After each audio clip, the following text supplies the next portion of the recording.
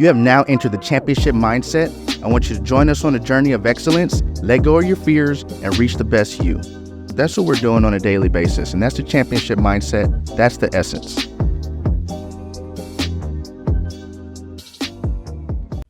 Welcome back to the championship culture. It's me, your coach, Curtis. I am getting a lot of questions. I'm getting a lot of feedback from the audience, people that are following the channel, and we are exploring these topics together. We are taking the experiences. You guys are taking the learnings, bringing them back to the table, so to speak. So I never want this channel to feel like it's a one-way conversation. If you are part of the championship culture, you are doing the work. I'm doing the work. We're doing the work. So we are going to take a couple questions. I want to start off with what I do to learn from loss. Big topic today is going to be learning from failure. Failure, you get accustomed to this word being detrimental, being something that can be an unsurmountable obstacle. You get labeled, you get cast, you start to internalize the experience of not being your best, even though you might have tried your hardest. And it starts young. We start, in grade school, either as high achievers that love that validation and get that motivation from being gratified, from getting the kudos, from getting the stars in class, or getting the concepts in a way that you get that grade back. So failing is something that we aren't bred to experience well. It's not something that people enjoy naturally. The first inclination is to defend, is to excuse, is to try to pass that feeling on and off, so that you can project this capability in yourself, this skill set in yourself. That is not true. But the feeling of wanting to be and not having it is something that takes practice to deal with. So, when you're talking about a championship culture, you are talking about teams and groups of people and individuals that enjoy, that lean in to learning from loss, learning from intense competition that you almost know you are not going to win. If you understand the concept of overtraining and working till you get calloused, shooting shots until your arm hurts, lifting weights to failure, you know that winning and achievement, success is actually born through failure. It's not a process of avoiding it.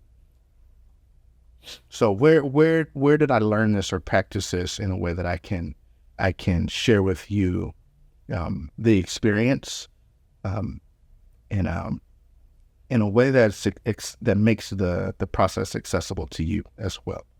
So we had a fantastic run at Mayfair this year. We won CIF Championship. We won regionals, and we took it all the way to the final game. And unfortunately came up short, but we experienced this championship level play. We, as coaches, were able to establish a platform for growth amongst ourselves and within our players. And I can bring you a very specific example of learning through loss. It's not an easy thing. Like I said, we're not really bred to lean into loss. And sometimes if you project that you're good at it, that you're actually good at learning from loss, you tend to kind of get this reaction from this gung-ho winner style. It's you always win. You just think about winning, and you can never accept that learning is loss is is a part of the equation. And I think I'm never going to say that style doesn't work, because I've seen very intense competitors, zero sum coaches, these type A systems where the only thing you think about is success, and everything else that doesn't, isn't a part of that entire experience. You tend to reject it. You tend to pass it off, pass it over, and keep going to that forward direction. So I'm not saying that you cannot win and be successful that way, but in championship culture, we're getting beyond just winning a game. We're talking about winning in life. We're talking about sport, team dynamics, relationships, being an experience that helps you attain fulfillment. So no, we're not a win at all costs. We might have ups and downs throughout the course of a season, throughout the course of a project, if I'm bringing this into like an office space. But you will experience failure. It's not something, again, that you can avoid. And if you cut corners, if you're the type of person that is gifted that experience, I don't know that you can say you're part of the fraternity of championship culture. I think that's something that's earned. So when you talk about attaining success from beginning to end, you are going to have ups and downs.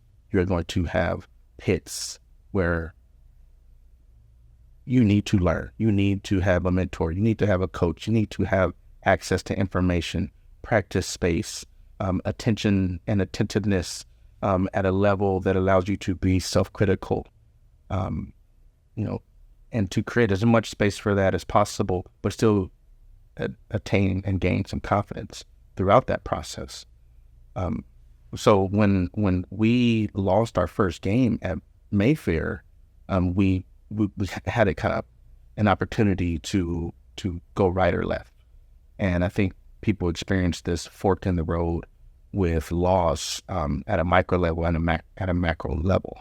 So I just got to Mayfair this year. I had been at Bosco Tech for 4 years. When I first got to Bosco Tech, we had 5 players that still wanted to play football at a small private, all boys school. But through bringing some energy and some self-motivation, we were able to kind of, bring some people that wanted to play, wanted to learn, were willing to put in the work, wanted the experience, were willing to kind of let go of feelings of inaptitude or traditions of failure at the program. And we won league for the first time in, I think, about 11 years there. Took 3 years to do it. Took a lot of belief, a lot of hard work, a lot of times where we failed. And I had a lot of coaches on the staff that just thought there was some magic, potion, some silver bullet that can get us through this learning curve faster than it took us. Took us 3 years. I don't know. Maybe if I was a more capable coach, it could have took us 1. But hey, we started with 5 players, 3 years. We won a league championship for the first time in that program's 10-year stretch, over a decade. So we can be proud of that, and I think that is the starting point. What can you be proud of through your efforts? So as I got ready to retire from Bosco Tech, I was really looking to kind of put the game down for a little bit. I got the call from Mayfair, and they said, we need to get over this hump defensively. I've kind of bred myself and my reputation as a defensive coach. So, Mayfair is very historied program of success, but they hadn't won a CIF Championship in 25 years. So coach reaches out, hey, we need to trip our defense. We could put points on the board. We keep missing the big show. We need to trip that side of the ball. And, I really appreciate Coach being able to, again, start this from a place of deference. He offered me associate head coaching role which allows me a chance to really open up, my mind and my, voice for the game within the team. And I think that's a fantastic aspect of leadership, is allowing people to share the ownership of something. So that's exactly what we did. We pushed, and we didn't start off 1-0. We started off 0-1. Lost to a very experienced Huntington Beach team over in Orange County, away on the road, lots of adversity. And we got back to the office on Sunday as we're looking to, move on to the next week. We're looking to learn, but I think people will look at film and they'll go through their process of learning, and the only thing they've actually done is go through a process of deflection. Get in the chat, ask questions. I appreciate you guys. Have a great day. Be your best self. Be a champion.